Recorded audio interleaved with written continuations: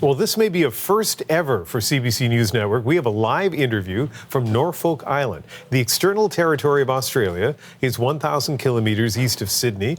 It has a population of 2,000 people. And it now faces a 29% tariff from Trump. That's 19 percentage points higher than the rest of Australia.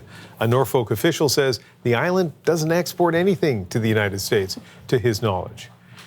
So for our next guest, the news first started as confusing, then it seemed kind of funny, but then there's a twist, and you'll see why in just a moment. Jesse Schiller and Rachel Evans live on Norfolk Island. They're Canadians. They run a business called Kushu, making hair accessories, and they join us now. What was your reaction when you found out that your island, Norfolk, was on Trump's tariff list? As you said, Ian, it was confusion at first. We're used to being pretty anonymous down here in the middle of the South Pacific. That kind of flowed to concern, just concern that perhaps there is a business on Norfolk that we weren't aware of that's exporting. That was later confirmed by the administrator of the island that, to their knowledge, there is no such business.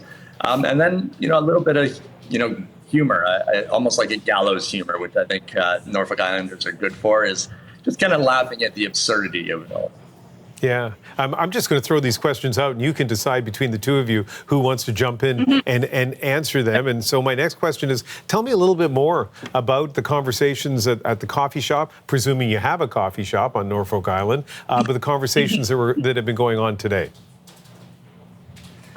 Yeah, yes, we have some wonderful coffee shops. Norfolk is a tourism economy, so but a great place to catch up is actually the beach. Yeah, so that's even better. So we had a few good conversations down at the beach yesterday, and yeah, it was very much what we said. Rachel and I may be slightly differently attuned because we run a small business that is very much global in the way it operates. But locally, for those certainly that aren't kind of dealing on a day-to-day basis with the U.S. or otherwise, it was kind of comical. I think an upshot of it is, we're a small island. It's a very special place. It is a tourism economy, and we've landed in the news all around the world, which is great for the economy. Those pictures of these beautiful South Pacific beaches. So there's kind of a very, surprising twist to that story. Yeah, well, speaking of surprising twists, you realize that your business is going to be impacted, and so explain how. So we're very global. We're very small but global. So we're headquartered here on Norfolk Island, yet we manufacture in fair trade in India and in Japan, and our major customers are in the USA, so Whole Foods Market. We manufactured in the U.S. for 8 years when we were incorporated in Canada. We did that for a long time, and it just wasn't, with hair accessories, there's a cap to what people will pay before you head into the couture kind of line. But customers weren't willing to pay what it takes to make a product in the USA. So we had to look abroad, and that's where I'm so proud to have wonderful fair trade partners. But yeah, so we had the news on Norfolk about the tariff. We're like, oh, phew, we dodged that bullet, but we got a nice silver lining with tourism for the island. But then, of course, we went on to be like, oh my goodness, look at the tariffs that we've just been hit in Japan and in India. So this morning has definitely been a morning of just trying to get our head around it and figure out kind of next steps and how we speak to our wonderful partners in the U.S., like Whole Foods, what we're talking about, and many other wonderful organic small businesses all around the world. So, but yeah, we're definitely feeling it on many different angles. Many angles. Yeah, so let's talk a little bit more about the price considerations, because a lot of U.S. retailers, including Whole Foods, are committed to their customers to try to get prices as low as they can. So on manufacturers, there's a pressure to get the unit cost as low as you can. Now, you both have connections to Canada, and I think at one point you did try to make a go, if I'm correct, of manufacturing in North America. Why didn't you keep doing that? Yeah, well, we wanted to originally manufacture in Canada, and as is fairly well known, there's a very small textile industry left in Canada, mostly out east in Montreal. We were based in Vancouver. LA was 3 hours away. It was a bit more of a manufacturing hub. Also, there's as many people in California as in Canada, so we wanted to be close to that. And we wanted to keep our carbon footprint low when it came to freight and shipping and all of those things. So we manufactured there for 8 years. We really, really tried to make ourselves competitive. We started getting interest from bigger customers like Free People or Whole Foods. But what they were very clear about, like you said, Ian, is that they have kind of price caps on what they're willing to pay and what consumers in general are willing to pay for hair accessories. And we, to the best of our ability, we were never going to be able to do that. And so we decided to offshore and do it very, very consciously while continuing to be very good stewards and partners to all of our customers across the US and Canada. And yeah, it's in terms of like what it means today.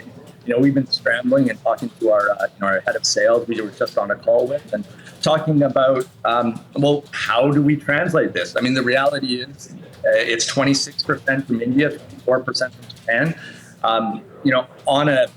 On our cost basis, it doesn't feel like a lot, but it really amplifies through a supply chain. And it equates to multiple dollars that we will have to likely raise prices. I mean, I know some proponents in the U.S. are saying, the small businesses are just going to absorb the cost, but our margins just aren't built for that. Like, we are a small business, and it's already been an incredibly challenging time for 24 months for small businesses. We just started to see some headway. It felt like things were turning, and now to have this, it's just, it's dispiriting. We're optimistic people. We're going to see the bright side, but yeah, that's where we're at. To add to that, when the economy was really having a hard time, we'd already gone through our Whole Foods said, this is the price you need to get it at, like under 10 US to get it moving. And we're like, thank you for being so transparent. We went back to our cotton suppliers, our manufacturer, our freight, our packaging. We got everything down as slim as we could to meet that margin. So that's where we are now. We are as slim as we can be. So the cost is going to have to go on to the customer in some way. Yeah. Yeah. So, Rachel, maybe last word to you. What a 24 hours from finding out about these tariffs on Norfolk Island, kind of laughing at the absurdity of it, because as we heard, there may not be any actual exports from Norfolk to the United States, then realizing that your manufactured goods from Asia are going to be facing a tariff into the United States, and now uncertain about the future. So as I say, Rachel, and both of you, for people who are just tuning in, have connections to Canada. Last word to you, Rachel, about where things stand tonight. Yeah, being in business for like 15 years, pivoting is it's a roller coaster ride no matter what. So I'm happy to have a smile on my face because it's the only way to go through. And we're not alone. We're all affected. So I really think it's about coming together with your partners, with your suppliers, with your competitors, and just figuring out how can we find the bridge to get through this time.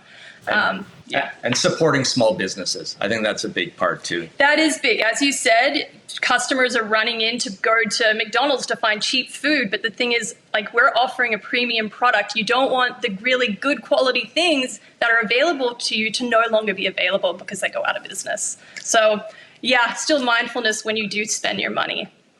There's so much that's fascinating about your story, and I'm so happy that you were able to share it with us. Thank you very much for speaking with the CBC. No, such a pleasure. Dan. Thanks for having us. Jesse Schiller and Rachel Evans are Canadians living on Norfolk Island, and they run a business called Kushu.